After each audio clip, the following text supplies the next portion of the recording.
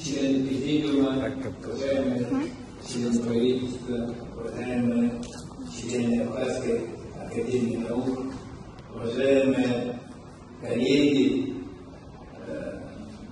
члены медицинской и педагогической общественности, которые в первую очередь занимаются вопросами воспитания и здравоохранения в стране.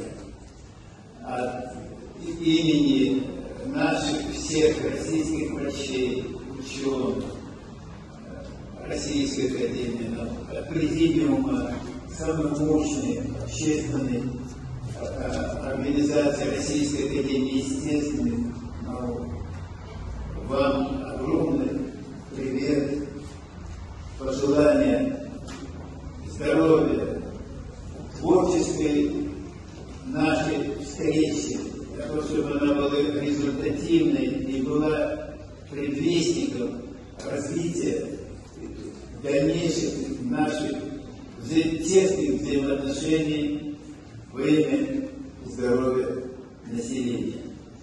И разрешите, вот у меня здесь появилась маленькая поэтическая зарисовка. Абхазия – чудесная страна. Ты для здоровой жизни Богом создана. Самой природой дан тебе простор от моря синего до снежных гор. И, сохраняя исторический свой род, живет здесь мужеством прославленный народ. И, отстраняя все ненужные преграды, сюда пришли высокие российские награды, о чем еще скажет.